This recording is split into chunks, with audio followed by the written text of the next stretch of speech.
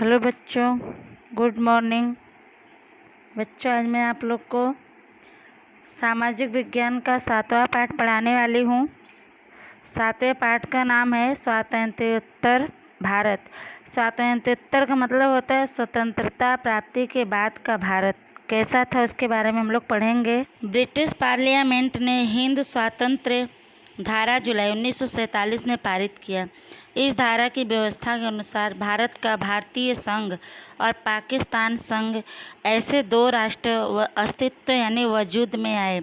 देश के समक्ष मुख्य दो प्रश्न खड़े हुए। ब्रिटिश पार्लियामेंट ने हिंद स्वातंत्र्य धारा जुलाई 1947 में जब पारित किया, लागू किया, तो इस धारा की व्यवस्था के अनुसार भारत का भारतीय संघ और पाकिस्तान संघ ऐसे दो राष्ट्र बने और उन देशों के सामने मुख्य दो प्रश्न खड़े हुए।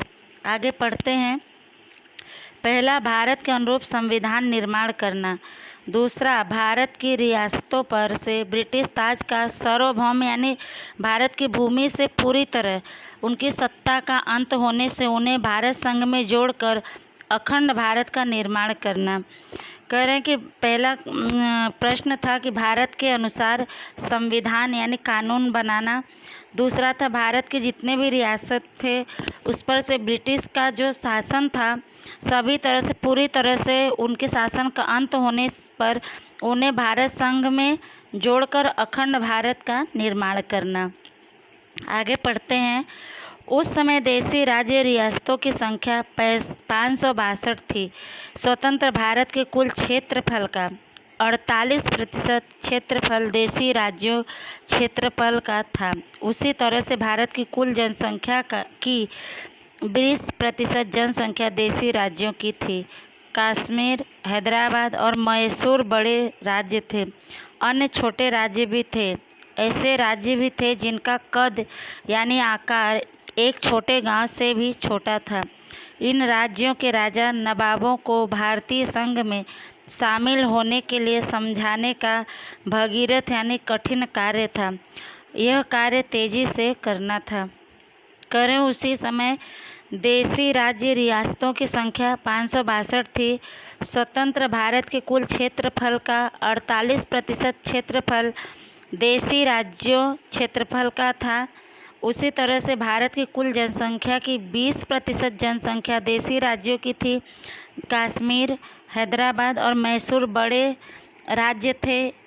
अन्य छोटे राज्य भी थे और कुछ ऐसे भी राज्य थे जिनका आकार बहुत ही छोटा था, एक छोटे गांव से भी छोटा था। और इन राज्यों के राजा नवाबों को भारतीय संघ में मिलाने के लिए समझाने का कठिन कार्य करना था और यह कार्य तेजी से बहुत तेज गति से करना था। आगे पढ़ते हैं। स्वतंत्रता प्राप्त होने पर सर्वप्रथम भावनगर के महाराजा कृष्ण कुमार सिंह ने भावनगर में उत्तरदायी यानी जिम्मेदार सरकार की शुरुआत की थी। 15 फरवरी 1948 में सरदार पटेल के प्रयत्नों से संयुक्त सौराष्ट्र राज्य की रचना होने से भावनगर राज्य उसमें विलीन हो गया यानी मिल गया, शामिल हो गया। 15 फरवरी 1948 सौराष्ट्र राज्य की रचना की इस घटना को जवाहरलाल नेहरू ने समकालीन यानी वर्तमान काल के इतिहास का सबसे महत्वपूर्ण उल्लेखनीय एकीकरण यानी मिलाप माना है। बता रहे कि स्वतंत्रता प्राप्त होने के बाद पहली बार भावनगर के राजा कृष्ण कुमार सिंह ने भावनगर में जिम्मेदार सरकार की शुरुआत की थी। 15 फरवरी 1948 में सरदार पटेल के कोशिशों से संयुक्त सौराष्ट्र राज्य की रचना होने से भावनगर राज्य उसमें जुड़ गया। 15 फरवरी 1948 में सौराष्ट्र राज्य की रचना की इस घटना को जवाहरलाल नेहरू ने समकालीन यानी वर्तमान काल के इतिहास का सबसे महत्वपूर्ण उल्लेखनीय एकीकरण माना है। आगे पढ़ते हैं। स्वतंत्रता प्राप्ति के बाद तत्कालीन यानी तुरंत उप प्रधानमंत्री और गृह मंत्री सरदार वल्लभ भाई पटेल ने देशी राज्यों से अपील यानी प्रार्थना आग्रह किया कि उनके शासन में रहने वाली प्रजा और भारतीय संघ के हित यानी भलाई में वे अपने राज्य को स्वेच्छापूर्वक यानी अपनी इच्छा से भारतीय संघ में शामिल होने की सम्मति यानी मंजूरी दें। उन्होंने राजाओं में देशभक्ति जागृत की यानी जगाया। व्यवहारिक बुद्धि यानी अपने अच्छे व्यवहार से उन्होंने लगभग सभी देशी राज्यों का भारत में विलीनीकरण की प्रक्रिया यानी कार्य शुरू की। करें कि स्वतंत्रता प्राप्ति के बाद तुरंत ही उप प्रधानमंत्री और गृह मंत्री सरदार वल्लभ भाई पटेल ने देशी राज्यों से यह प्रार्थना की कि उनके शासन में रहने वाली प्रजा और भारतीय संघ के हित में भलाई में वे अपने राज्य को अपने इच्छा के अनुसार भारत संघ में शामिल होने की मंजूरी दे दें, जुड़ जाएं। और उन्होंने राजाओं में अपने देश के प्रति देशभक्ति जागृत की जगाई और अपने अच्छे व्यवहार से उन्होंने लगभग सभी देशी राज्यों को भारत में मिलाने की प्रक्रिया को शुरू की। आगे पढ़ते हैं। राजा रजवाड़ों को एक मजबूत, अखंड और समृद्ध यानी संपन्न भारत की नींव रखने में अपना सहयोग देने के लिए कहा। उनके अधिकार और हितों यानी उनके भलाई की रक्षा करने का सरदार पटेल ने विश्वास दिलाया। सरदार पटेल और उनके सचिव वीपी मेनन की सहायता से दस्तावेज और जैसे थे समझौता का मसौदा यानी प्रारूप तैयार किया गया था। उससे संबंधित मंत्रियों और राजाओं की संयुक्त समिति ने उसको अंतिम स्वरूप यानी रूप दिया। राजाओं को इन शर्तों से संतोष हुआ। हैदराबाद, जूनागढ़ और कश्मीर के अतिरिक्त यानी अलावा सभी 559 राज्यों ने उसे स्वीकार करके भारतीय संघ में अपने राज्य को विलीन यानी शामिल कर दिया। कह रहे हैं कि राजा रजवाड़ों को एक मजबूत यानी ताकतवर, अखंड और समृद्ध यानी संपन्न भारत की रचना रखने में अपना सहयोग देने के लिए कहा। पटेल जी ने उनके अधिकार और उनके भलाई की रक्षा करने के लिए सरदार पटेल ने उन्हें यकीन दिलाया। सरदार पटेल ने और उनके सचिव वीपी मेनन की सहायता से दस्तावेज और जैसे थे समझौता का प्रारूप तैयार किया गया था। उससे संबंधित जो मंत्री और राजा थे उनकी राजाओं की संयुक्त समिति ने उनको अंतिम रूप दिया। राजाओं को इन शर्तों से संतोष हुआ, वो संतुष्ट हो गए। हैदराबाद, जूनागढ़ और कश्मीर के अलावा सभी 559 राज्यों ने उसे मंजूर करके भारतीय संघ में अपने राज्य को मिला दिया यानी शामिल कर दिया। आगे पढ़ते हैं। आगे है हैदराबाद, जूनागढ़ और कश्मीर का जुड़ना। पहले हैदराबाद के बारे में पढ़ते हैं। दक्षिण भारत में स्थित हैदराबाद राज्य के निजाम ने अपने राज्य को 15 अगस्त को स्वतंत्र यानी आज़ाद घोषित किया। उसकी भौगोलिक परिस्थिति की ओर ध्यान देने पर ऐसा लगा कि उसे भारत के साथ जुड़ना चाहिए। वह चारों ओर से भारतीय संघ के प्रदेशों से घिरे होने के कारण वह एक स्वतंत्र राज्य के रूप में नहीं टिक सकेगा, इसका ध्यान दिलाया गया। परंतु निजाम ने स्पष्ट यानी साफ किया कि यदि देश का विभाजन होगा तो भौगोलिक कारण से पाकिस्तान में और वैचारिक कारण से भारत में नहीं शामिल हो सकेगा। इसके कारण वह स्वतंत्र रहना पसंद करेगा। निजाम को समझाने के लिए बातचीत शुरू की। निजाम की ओर से बातचीत करने वाले को सरदार पटेल ने स्पष्ट यानी साफ बताया कि हैदराबाद की जनता भारतीय संघ में मिले, इसी में सबका हित है। निजाम के अधिकारी और सेना ने प्रजा पर अत्याचार करना शुरू किया। स्थिति बुरा बनने पर परिस्थिति से तंग आकर यानी परेशान होकर भारत सरकार ने पुलिस कार्रवाई करके हैदराबाद को भारतीय संघ में मिला लिया। 18 सितंबर 1948 को निजाम ने शरणागति स्वीकार की यानी आश्रय में आना मान लिया। निजाम को उसके हितों की रक्षा का विश्वास यानी यकीन दिलाया गया। इसमें कन्हैयालाल मुंशी ने महत्वपूर्ण भूमिका यानी रोल निभाई। उसके बाद राज्यों की पुनः यानी फिर से रचना यानी निर्माण 1965 में होने से हैदराबाद राज्य को आंध्र प्रदेश में मिला लिया गया। कह रहे हैं कि दक्षिण भारत में स्थित हैदराबाद राज्य के निजाम ने अपने राज्य को 15 अगस्त को स्वतंत्र घोषित किया कि हमारा राज्य आज़ाद है, लेकिन उसकी भौगोलिक परिस्थिति की ओर ध्यान देने पर ऐसा लगा कि उसे भारत के साथ जुड़ना चाहिए, क्योंकि वह चारों ओर से भारतीय संघ के प्रदेशों से घिरा था। घिरे होने के कारण वह स्वतंत्र राज्य के रूप में नहीं टिक सकता था। इसका उसे ध्यान दिलाया गया, उसे बताया गया, लेकिन निजाम ने यह साफ कर दिया कि यदि देश का बंटवारा हुआ तो भौगोलिक कारण से पाकिस्तान में और वैचारिक कारण यानी कि विचार से संबंधित भारत में वो मिल नहीं सकता है, शामिल नहीं हो सकता है। इसके वजह से वह स्वतंत्र रहना पसंद करेगा। निजाम को समझाने के लिए बातचीत शुरू हो गया था। निजाम की ओर से बातचीत करने वाले को सरदार पटेल ने स्पष्ट बताया, साफ साफ बताया कि हैदराबाद की जनता अगर भारत में मिले तो इसी में सबका भलाई है। निजाम के अधिकारी और सेना ने प्रजा पर अत्याचार करना शुरू कर दिया। जब स्थिति बहुत खराब बनने लगी तो ऐसी परिस्थिति से तंग आकर, परेशान होकर भारत सरकार ने हैदराबाद पर पुलिस कार्रवाई करके हैदराबाद को भारतीय संघ में मिला लिया 18 सितंबर 1948 में। तब निजाम ने आश्रय में आना स्वीकार किया और निजाम को उसके भलाई की रक्षा का विश्वास दिलाया गया। उसमें कन्हैया लाल मुंशी ने बहुत ही अच्छा भूमिका निभाया था। उसके बाद राज्यों की जब फिर से रचना होने लगी 1965 में, तो हैदराबाद राज्य को आंध्र प्रदेश में मिला लिया गया। आगे पढ़ते हैं। जूनागढ़। जूनागढ़ सौराष्ट्र में शामिल है। उसके नवाब ने अपने राज्य को पाकिस्तान के साथ जोड़ने का पत्र लिख दिया। पाकिस्तान ने स्वीकृति यानी मंजूरी भी दे दी। मुंबई से जूनागढ़ के नागरिकों ने जूनागढ़ को भारतीय संघ में जोड़ने के लिए आरजी हुकूमत यानी प्रभुत्व प्रदर्शित किया, राजकीय व्यवस्था या शासन की स्थापना की।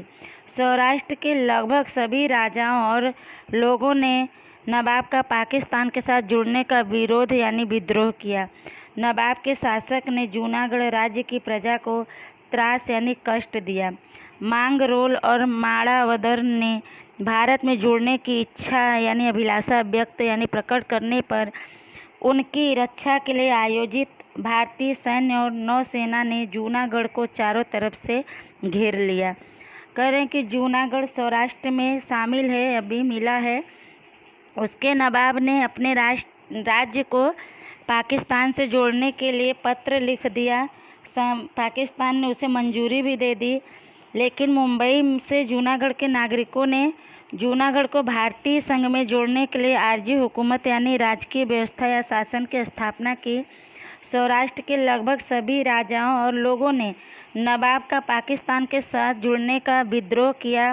वो तैयार नहीं हुए। नवाब के शासक ने जूनागढ़ राज्य की प्रजा को कष्ट दिया। मांगरोल और माड़ावदर ने भारत में जुड़ने की इच्छा व्यक्त करने पर उनकी रक्षा के लिए आयोजित भारतीय सैनिक और नौसेना ने जूनागढ़ को चारों तरफ से घेर लिया। आगे पढ़ते हैं।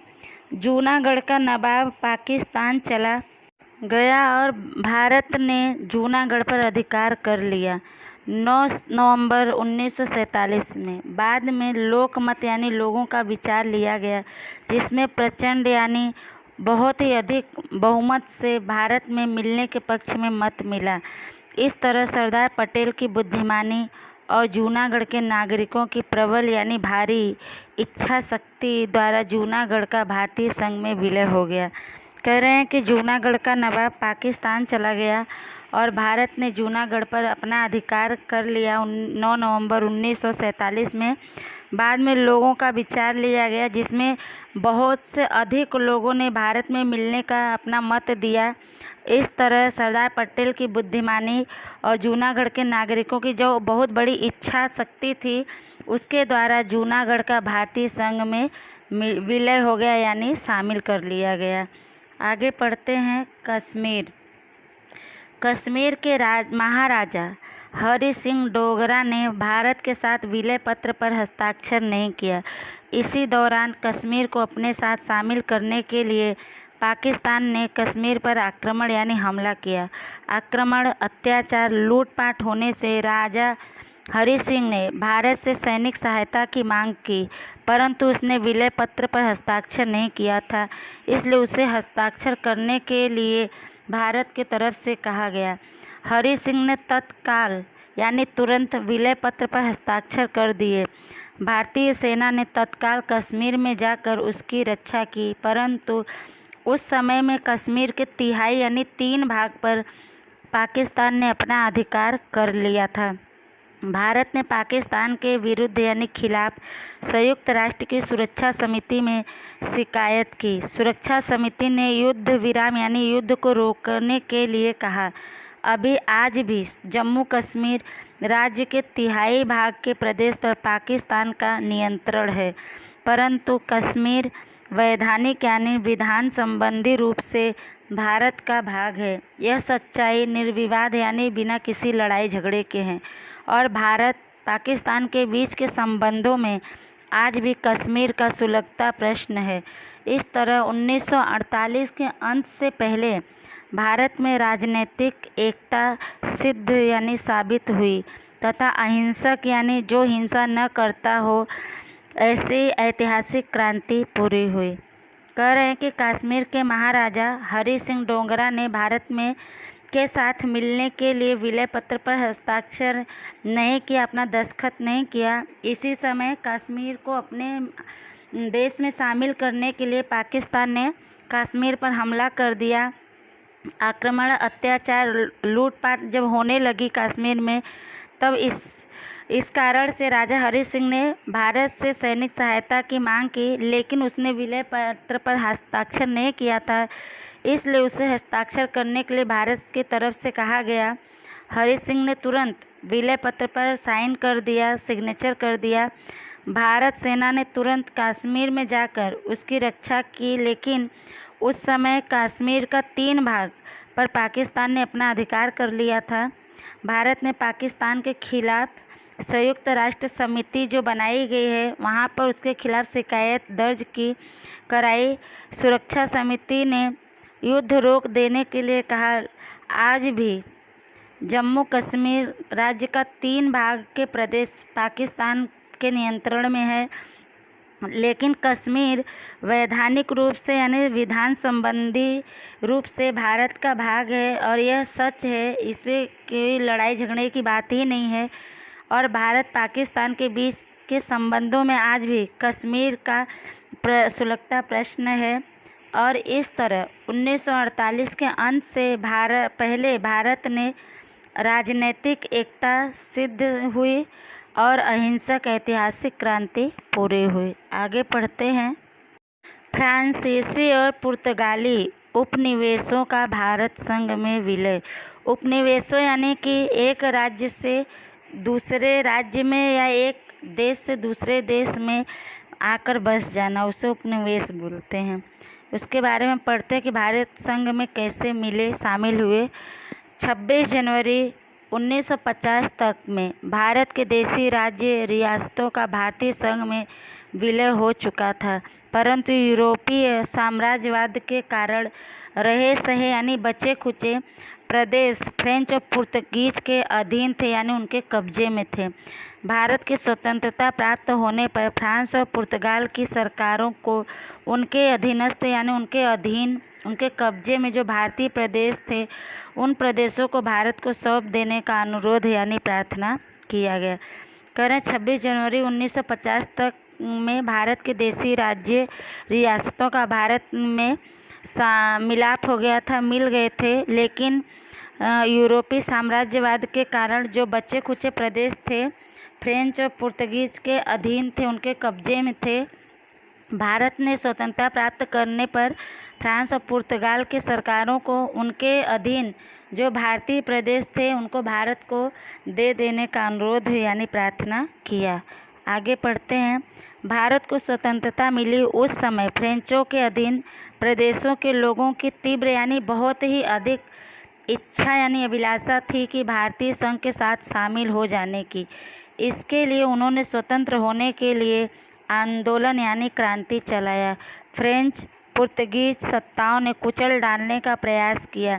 फ्रेंचों के इस व्यवहार को देखकर पांडिचेरी में लोगों ने विशाल यानी बहुत बड़ा सभा आयोजित करके फ्रेंच सरकार को भारत छोड़ो का ऐलान किया। 1948 में ईस्वी सन 1950 तक फ्रांस और भारत के बीच शांतिमय समाधान के लिए बातचीत चलती रही।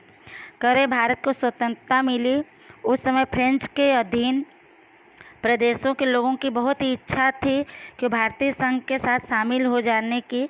उसके लिए उन्होंने स्वतंत्र होने के लिए आंदोलन चलाया, क्रांति चलाई।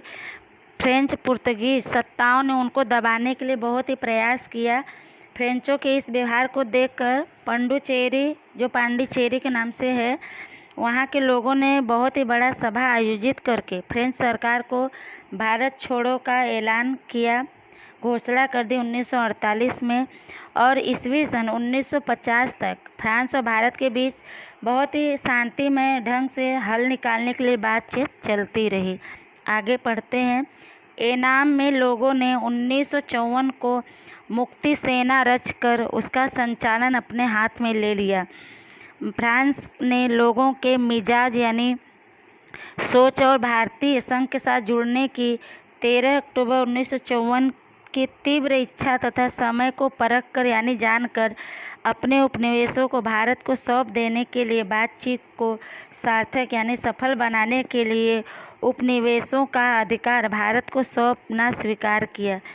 फ्रेंच सरकार ने अपने 5 उपनिवेश पांडुचेरी, जो पांडिचेरी है, कारैलकाल, चंद्रनगर, माहे और एनाम भारत को सौंप दिए। भारत सरकार ने इन प्रदेशों का प्रशासन अपने हाथ में लिया और उसे केंद्र शासित संघीय प्रदेश के रूप में दर्जा यानी स्थान दिया, जो वर्तमान समय में जारी है।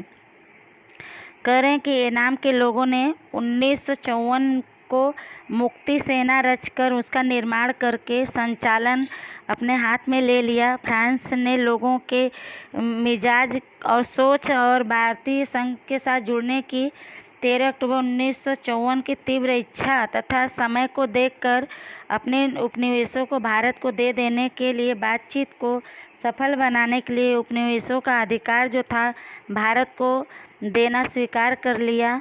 फ्रेंच सरकार ने अपने 5 उपनिवेश पांडुचेरी, जो पांडिचेरी है, कारैलकाल, चंद्रनगर, माहे और एनाम भारत को दे दिए। भारत सरकार ने इन प्रदेशों का शासन अपने हाथ में ले लिया और उसे केंद्र शासित संघीय प्रदेश के रूप में स्थान दिया, जो अभी के समय में जारी है। आगे पढ़ते हैं। भारत के राज्यों की पुनर्रचना यानी फिर से उसका निर्माण होने से पांडुचेरी, पांडिचेरी, कराईकल तमिलनाडु, माहे केरल, एनाम आंध्र प्रदेश और चंद्रनगर पश्चिम बंगाल में है। इन सभी प्रदेशों का प्रशासनिक केंद्र पुडुचेरी है। कह रहे हैं कि भारत के राज्यों की फिर से निर्माण होने से पुडुचेरी, पांडिचेरी, कराईकल तमिलनाडु, माहे केरल, एनाम आंध्र प्रदेश और चंद्रनगर पश्चिम बंगाल में है और इन सभी प्रदेशों का शासन केंद्र पुडुचेरी है। आगे पढ़ते हैं। उसके बाद है गोवा, दीव, दमन का विलय। 15 अगस्त 1947 से अनेक राजनीतिक दलों और सत्याग्रही समूहों ने गोवा, दीव और दमन में प्रवेश किया, जिसमें वहां की सरकार द्वारा अत्याचार किए जाने से गोवा मुक्ति आंदोलन में सत्याग्रही शहीद हुए यानी अपना बलिदान दिए। पुर्तगाली शासकों के अत्याचार बढ़ गए। इससे गोवा में परिस्थिति विस्फोटक यानी खतरनाक बनी। अंत में भारत सरकार ने जनरल चौधरी के नेतृत्व यानी संचालन में ऑपरेशन विजय शुरू किए जाने पर भारतीय सैन्य यानी सैनिक दलों ने गोवा, दीव और दमन में प्रवेश किया। 18 दिसंबर 1961 में पुर्तगाल की सैनिक टुकड़ी पीछे हटती गई। स्थानीय लोगों ने भारतीय सेना को सहयोग देकर स्वागत किया और गोवा के पुर्तगाली गवर्नर जनरल डी सिल्वा ने 19 दिसंबर की रात्रि को शरणागति यानी शरण में आना स्वीकार की। कह रहे हैं इसमें कि 15 अगस्त 1947 से अनेक राजनीतिक दलों और सत्याग्रही समूहों ने गोवा, दीव और दमन में प्रवेश किया। उसमें वहां की सरकार द्वारा अत्याचार किए जाने से गोवा मुक्ति आंदोलन यानी क्रांति में सत्याग्रही शहीद हुए। पुर्तगाली शासकों के अत्याचार बढ़ गए थे। इससे गोवा में स्थिति बहुत खराब बन गई और अंत में भारत सरकार ने जनरल चौधरी के नेतृत्व में संचालन में ऑपरेशन विजय शुरू किया और ऑपरेशन विजय शुरू किए जाने पर भारतीय सैनिक दलों ने गोवा, दीव और दमन में प्रवेश किया दाखिल किया। 18 दिसंबर 1961 में पुर्तगाल की सैनिक उससे पीछे हटती चली गई।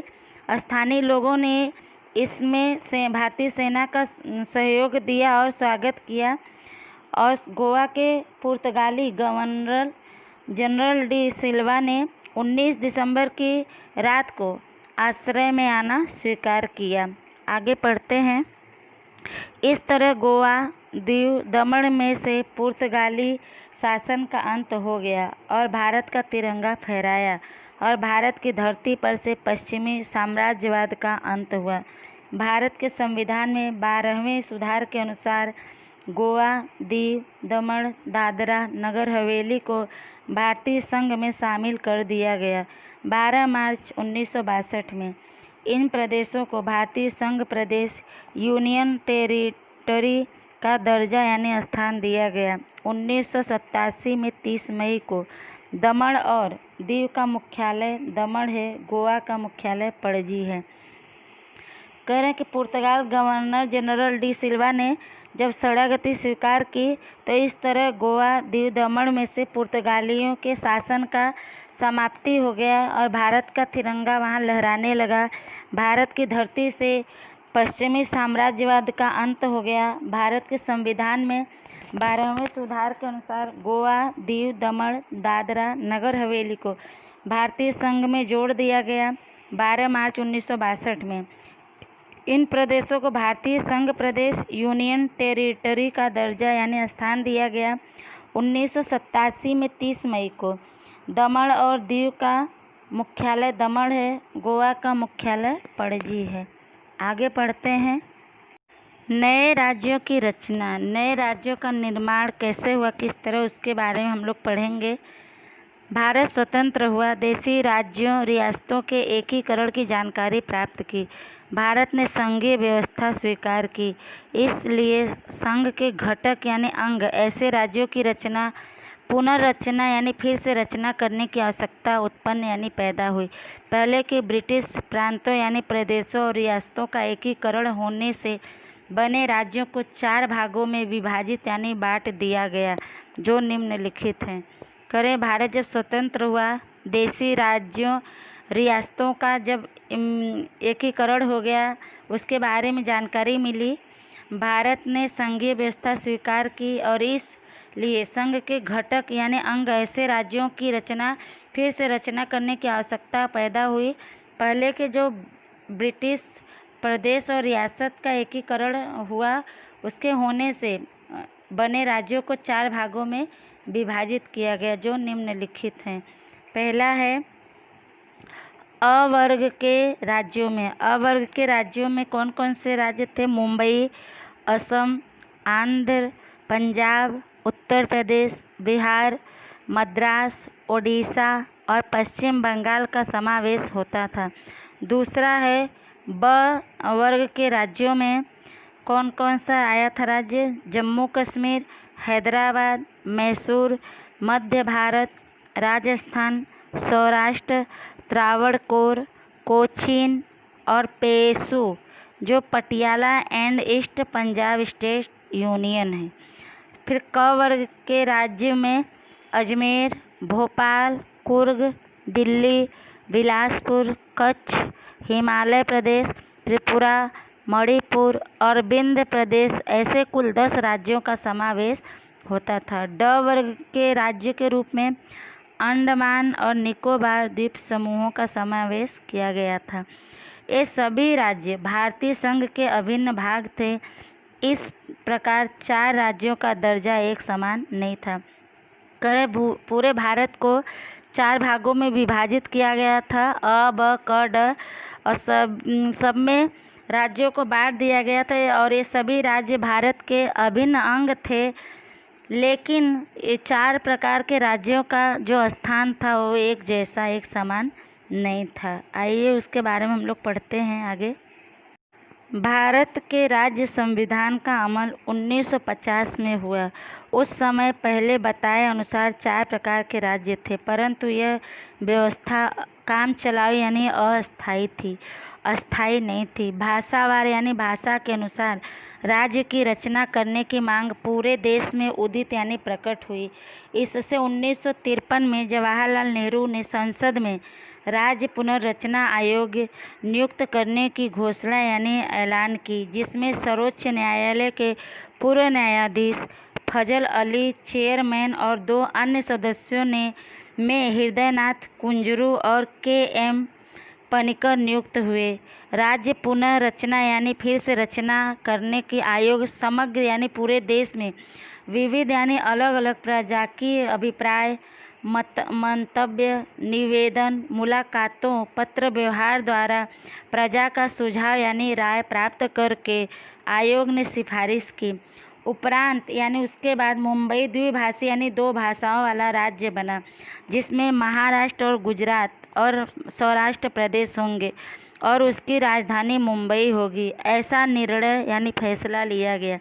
इन सभी सिफारिशों के साथ विधेयक यानी कानून लोकसभा तथा राज्यसभा में मंजूर होने पर उसकी राष्ट्रपति की स्वीकृति यानी मंजूरी लेकर 1956 में कानून बनाया गया। भारत के राज्य संविधान का अमल यानी लागू हुआ 1950 में। भारत का जो संविधान बनाया गया था और उस समय पहले बताया गया था कि पूरे देश को 4 भागों में बांटा गया था, लेकिन यह व्यवस्था अस्थायी नहीं था, काम चलाऊ था। बाद में भाषा के अनुसार राज्य के निर्माण की मांग पूरे देश में पैदा हो गई। इससे 1953 में पंडित जवाहरलाल नेहरू ने संसद में राज्य की फिर से रचना करने वाले आयोग की नियुक्त करने का ऐलान किया, जिसमें सर्वोच्च न्यायालय के पूर्व यानी पहले के न्यायाधीश फजल अली चेयरमैन और 2 अन्य सदस्यों में हृदयनाथ कुंजरू और के.एम. पनिकर नियुक्त किए गए। राज्य की फिर से रचना आयोग पूरे भारत में विविध प्रजा की यानी अलग अलग प्रजा के विचार, उनकी सोच, उनका निवेदन, आग्रह, उनसे मुलाकात यानी मिलना, पत्रों के द्वारा प्रजा का राय प्राप्त करके आयोग ने सिफारिश की, उनको बताया। उसके बाद मुंबई को 2 भाषा वाला राज्य बना दिया गया, जिसमें महाराष्ट्र, गुजरात और सौराष्ट्र प्रदेश होंगे और उसकी राजधानी मुंबई होगी। ऐसा फैसला लिया गया। उनकी इस सिफारिश के साथ कानून लोकसभा तथा राज्यसभा में स्वीकृत होने पर, मंजूरी मिलने पर उसकी राष्ट्रपति की स्वीकृति लेकर 1965 में यह कानून बनाया गया। आगे पढ़ते हैं। इस तरह पुराने अ, ब, क, ड प्रकार के राज्यों को समाप्त करके भारत के संविधान के प्रथम परिशिष्ट यानी किसी पुस्तक का पूरक अंग जो बातें पहले उसमें न लाई गई हो उस बात को लाना, उसमें सुधार किया गया और उसके स्थान पर घटक यानी अंग राज्य और केंद्र शासित प्रदेश ऐसे 2 वर्ग हुए। जो नए 14 घटक राज्य बने उनमें आंध्र, असम, उड़ीसा, कर्नाटक, केरल, उत्तर प्रदेश, जम्मू कश्मीर, पश्चिम बंगाल, पंजाब, मद्रास, बिहार, मध्य प्रदेश, मुंबई और राजस्थान थे। जो 5 संघ प्रदेश बने उनमें दिल्ली, हिमाचल प्रदेश, मणिपुर, त्रिपुरा, लक्षद्वीप टापू थे। इस तरह से जब नए प्रदेशों का भाषा के अनुसार निर्माण हुआ तो जो पुराने रचना की गई थी अ, ब, क, ड के प्रकार के राज्यों को समाप्त कर दिया गया। भारत के संविधान के प्रथम परिशिष्ट में सुधार किया गया और उसके स्थान पर घटक राज्य और केंद्र शासित प्रदेश ऐसे 2 वर्ग बनाए गए। जो नए घटक राज्य बने उनमें आंध्र प्रदेश, असम, उड़ीसा, कर्नाटक, केरल, उत्तर प्रदेश, जम्मू कश्मीर, पश्चिम बंगाल, पंजाब, मद्रास, बिहार, मध्य प्रदेश, मुंबई और राजस्थान थे। जो 5 संघ प्रदेश बने उनमें दिल्ली, हिमाचल प्रदेश, मणिपुर, त्रिपुरा, लक्षद्वीप टापू शामिल किए गए। आगे हम लोग पढ़ते हैं। अंत में केंद्र सरकार को मुंबई पुनर्रचना यानी फिर से रचना कानून ईस्वी सन 1960 में पारित बनाना पड़ा। 25 अप्रैल 1960 को उसे मान्यता मिली और महाराष्ट्र राज्य की राजधानी मुंबई निश्चित की गई। सौराष्ट्र कच्छ सहित गुजरात नया राज्य 1 मई 1960 में बना और इस दिन को गुजरात स्थापना दिवस के रूप में मनाया जाता है। कह रहे हैं कि उसके बाद फिर से केंद्र सरकार को मुंबई की फिर से रचना की गई, कानून बनाया गया, 1960 में पारित किया गया। 25 अप्रैल 1960 को उसे मान्यता मिली, मान्यता मिलना यानी मंजूरी मिली और महाराष्ट्र राज्य की राजधानी मुंबई को निश्चित किया गया। सौराष्ट्र और कच्छ के साथ गुजरात नया राज्य बनाया गया 1 मई 1960 में और इस दिन को गुजरात स्थापना दिवस के रूप में मनाया जाता है।